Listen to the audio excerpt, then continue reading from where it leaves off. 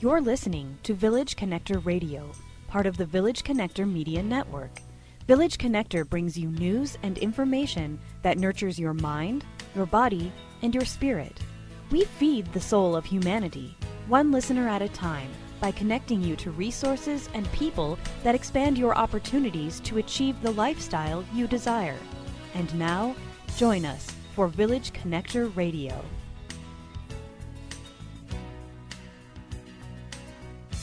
Hey everybody, welcome to the Village. My name is Garnes and I'm the host of Village Connector Radio. And you are now officially in the Village, and we welcome you and appreciate you joining us. We hope you'll stick around, learn some things, and grow with us. Village Connector Radio is part of the Village Connector Community Internet Television and Radio Network, and we focus on personal development, which is important because this is a place for you truly to learn and earn and grow in the company of other people that are also seeking to do that. So we do, in fact, welcome you to the Village. And on that note, consistent with our theme, we are here today to talk about a topic that probably has a greater impact on people's lives than any other topic that we could address right now. And that is the topic of financial literacy. The truth is, if we were really willing to be honest with ourselves, financial challenges are probably some of the most significant issues that people face. They're uncomfortable to talk about, but at the same time, they probably have a greater impact on other aspects of our lives than any single thing, aside from our mindset. And so today, we're going to be talking about how we can adjust our mindset to be open to adjusting our view and our approach to financial literacy. So I have a very special guest in the studio today, a young man who has really stepped up to the plate to be able to help people with this issue. And the thing there's a lot of things I love about him, but the thing I love most about him is his youth is not a betrayal of his wisdom, of his being a source of wisdom. I'm here today with Will Owens, and Will is a former he's a University of Pittsburgh alum. So I love him for that. That's all I'm wearing. You saw I'm wearing the Pitt. I wore this specifically for you today. Yes, sir. Thank you. Will was a little bit smarter than a lot of us because he graduated with an engineering degree while I graduated with my little political science degree coming out. But I was there during a time when Pitt knew how to play football too. Yep. You anyway, put that over me. Now, Will, also you played.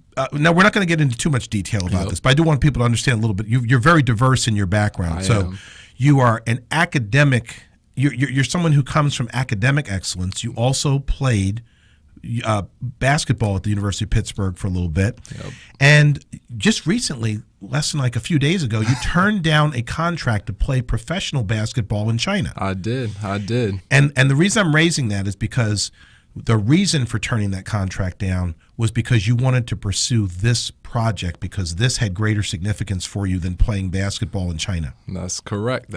You gave me an amazing opportunity, and I wanted to step forward because I knew the impact that it could make. Fantastic. So here's the bottom line. Will took an early interest in financial planning for his own personal purposes and developed an interest in that subject for purposes of teaching others.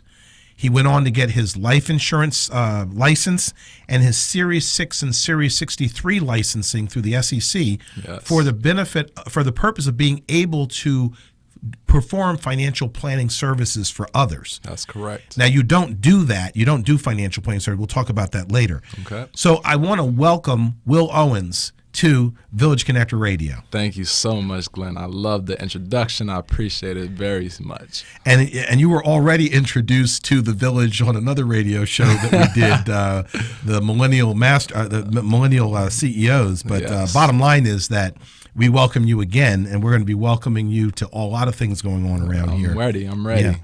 Yeah. Now, Will, you know this is an interesting background for you. I mean, you're a professional athlete.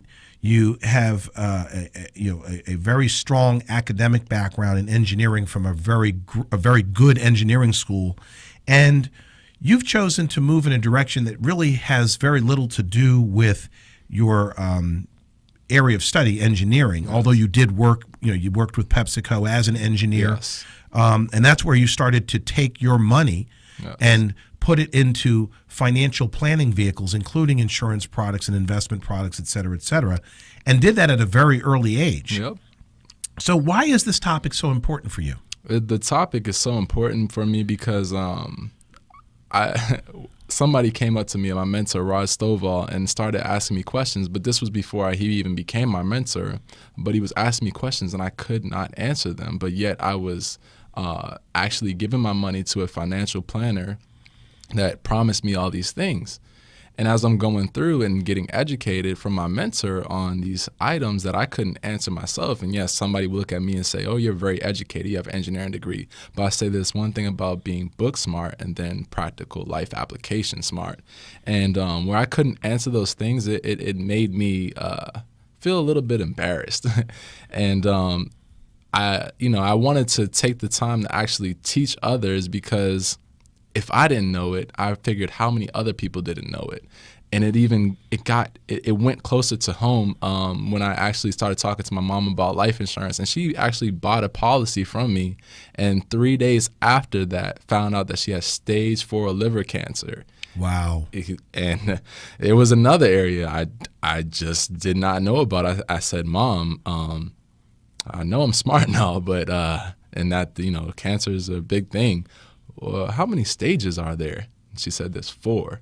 And I said, okay, it's 4. But what does that mean? She's like, I got 9 months to live. Wow. And that's how the Wow mentoring started. It came into I was like, man, there's so much I don't know about. And, my mom has a story to tell. She's 45 years old, 3 boys, just recently remarried. I was like, this is crazy. This is not happening. 9 months to live. Like, no way.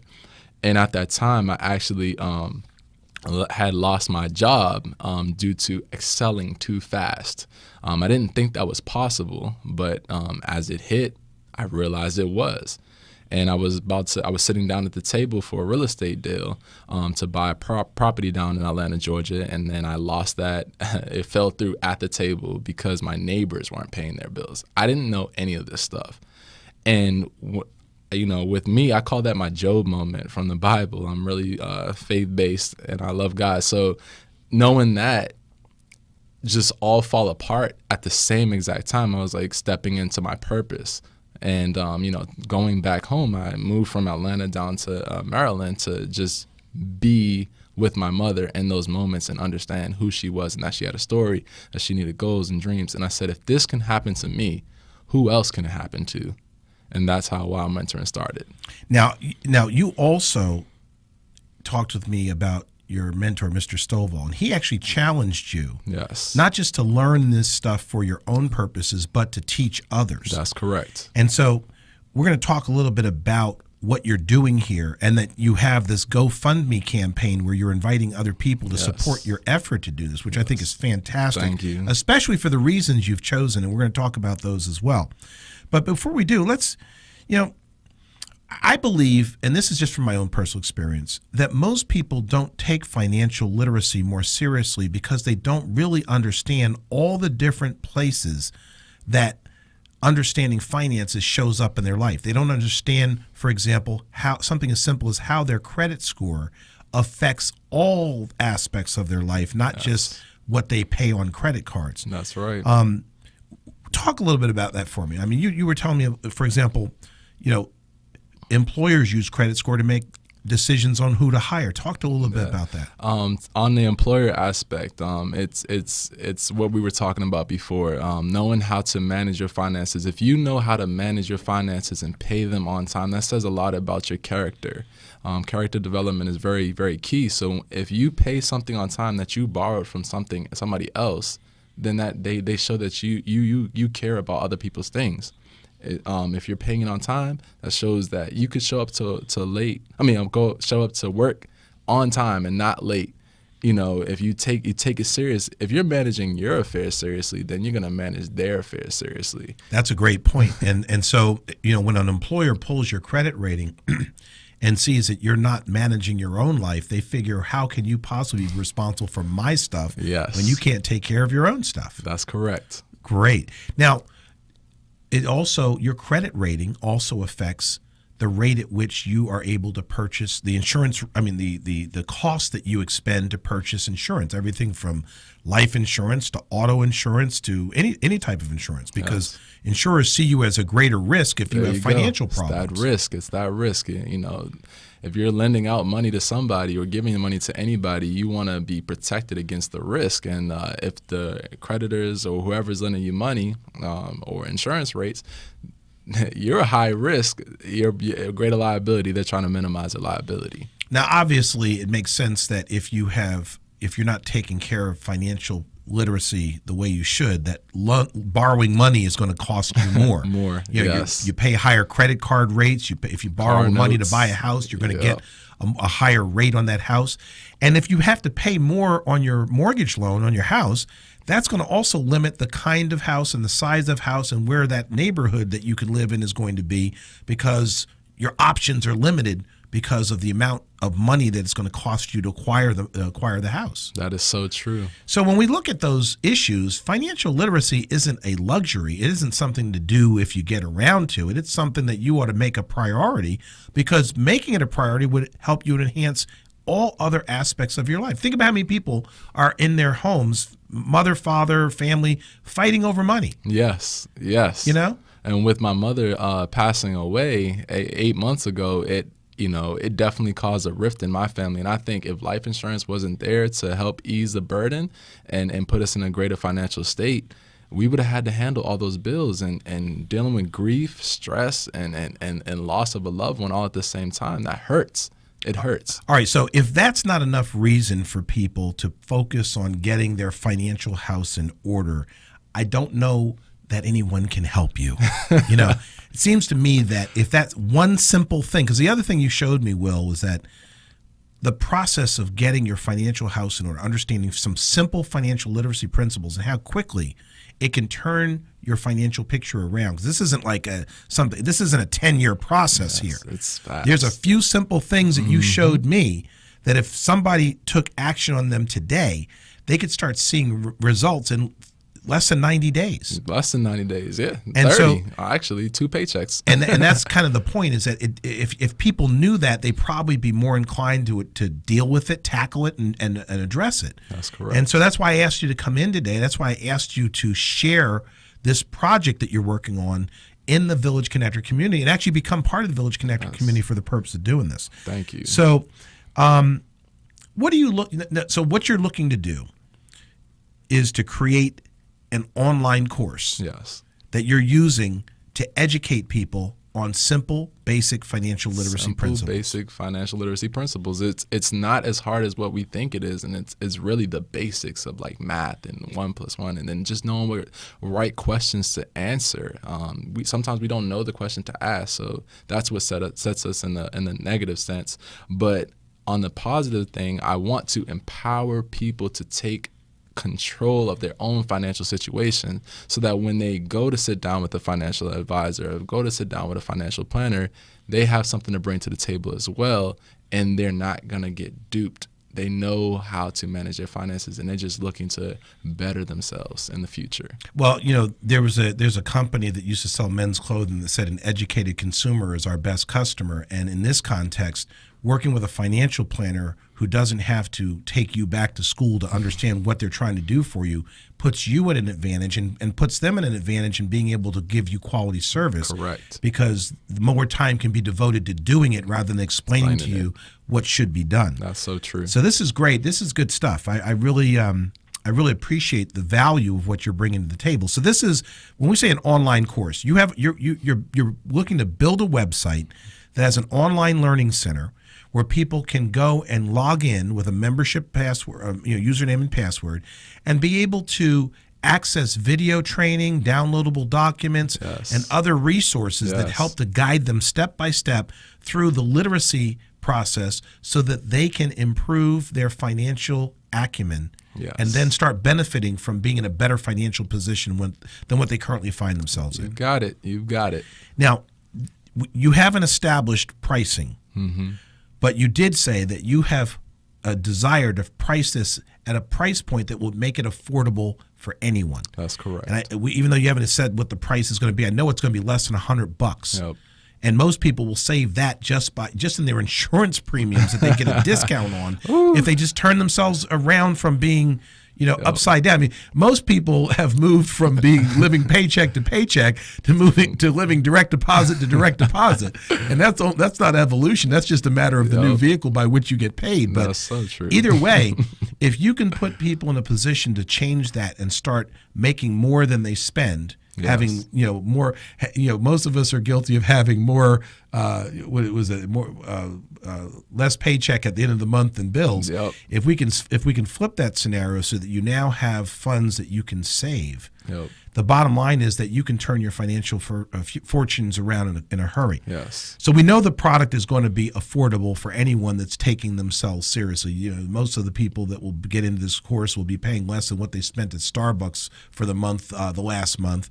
And Starbucks certainly is probably one of the reasons why they're upside down, but we won't go there.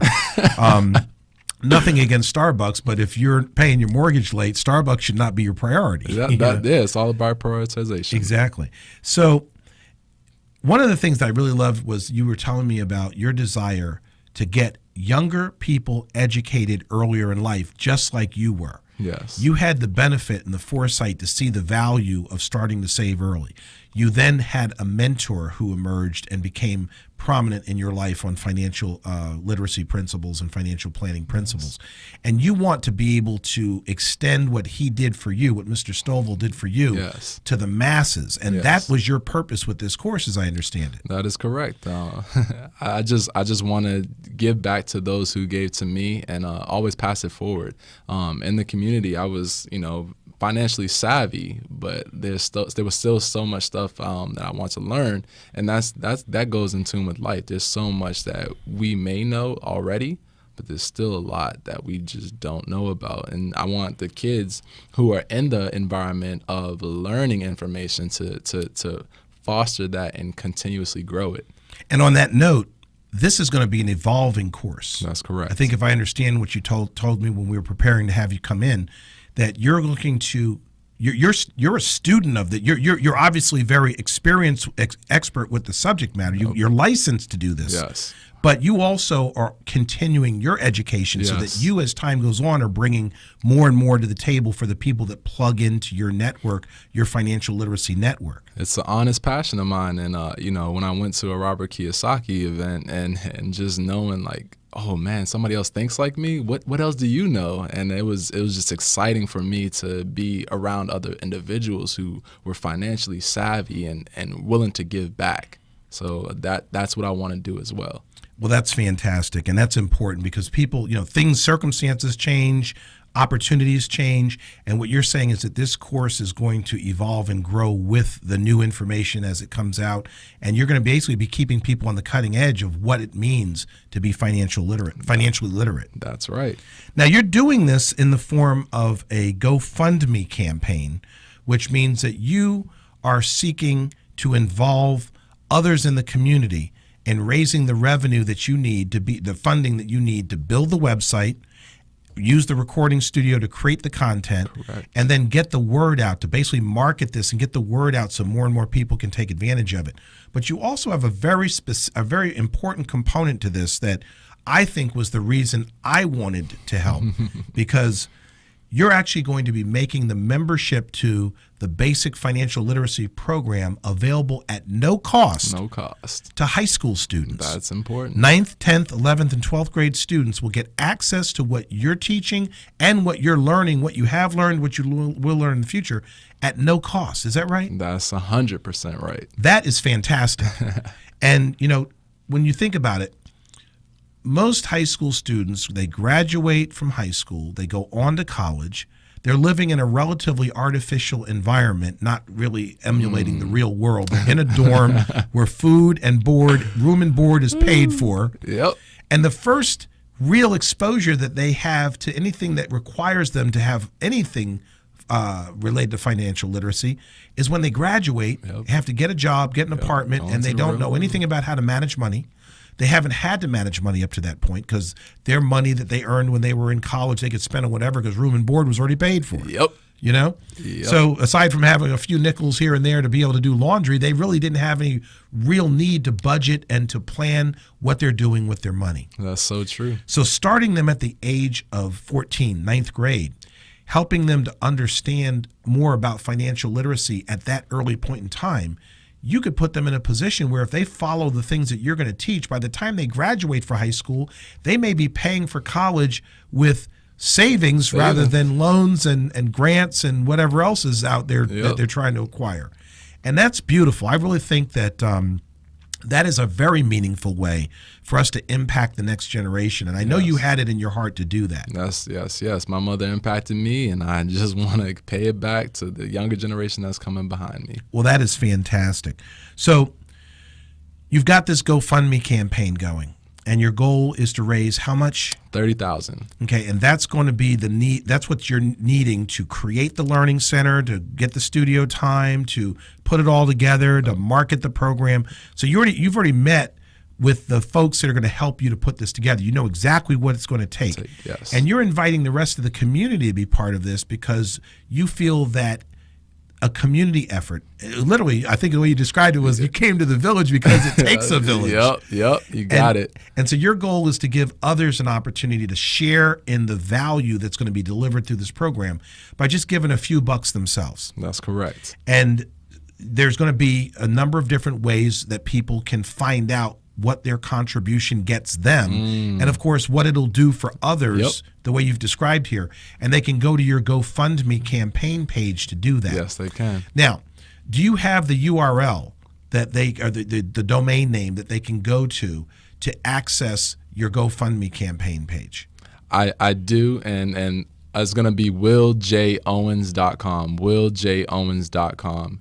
And that's where the financial literacy course, where you can access the GoFundMe page, read about it, and share that information with others, and also donate. Very good, very good. So let's just be clear. The people who would be getting behind the GoFundMe campaign are not just giving money for the effort. You're going to give them access to the course as well for their contribution. Hey, gotta give. You gotta hold off on the gifts, but you gotta gift. You gotta give it away, and I want other people to have access to it. So think about this, folks, as we close with this thought. You're probably just as much in need of access to this important information as anybody else is. Even if you've got your act together, there's still things you can learn that would make you even better. So true. We always have something new we can learn. Yes. I learned just from the brief conversation we had. I'm like, I need to go back and take a look at some of my activities, and I appreciate that. Hey. So you can count on me to be a contributor because that's a no-brainer after I saw some of the value you brought to the table just in a short conversation. Thank you. But more importantly, you can actually benefit yourself while you benefit others by participating in this GoFundMe campaign. Yes. And what I mean by that is you're going to get access to this course, but your decision to support the campaign not only gives you access, but it's going to make it possible for high school students across the country across the world to get access to this information just by virtue of the fact that you've chosen to give yourself access to it by participating in the GoFundMe campaign. Yes, all donations are appreciated, and yes, it's getting you access as a gift. And I know that people have it in their hearts to help. As I've been traveling around, meeting with people and understanding what it is that they want to spread love. And this is the perfect opportunity for people to spread love in a way that will change and affect lives forever. Well, knowing, as we already discussed, how many different ways financial literacy affects other aspects of our lives, you're absolutely right about how we can impact people individually, people as a community, people as a family unit, by simply helping them gain a few simple skills that will allow them and empower them to take control of their financial destiny. And I really couldn't be more excited about a project like this. You know, I'm big on education. Yes, I do. And there is no more important topic than the one that you're addressing, which is why I asked you to come in here and talk with us and to share what you were doing. So, Will, I really appreciate you. I appreciate all that you're doing. Thank you. We're going to do everything we can to continue to support your efforts. I appreciate it. And we appreciate you giving us an opportunity to share this in the village. I appreciate you for having me here and just giving me the opportunity to give what I have to give. Fantastic. So for those of you that would like to benefit from the course and also support the effort to give this course away to high school students across the country and across the world, be sure to go to willjowens.com. That's www.willjowens.com. villagejowens.com. And when you get there, you'll see the different ways that you can participate in supporting this effort. And we, of course, encourage you to get involved. It takes a village to raise a child, and this is one of the ways that we can help others in the community in a way that really pays dividends for everyone involved. So on behalf of Will Owens, my name is Glenn Garnes. I am your host at Village Connector Radio, and I appreciate your joining us in the Village. Take you, care. Everybody. All right. Take care.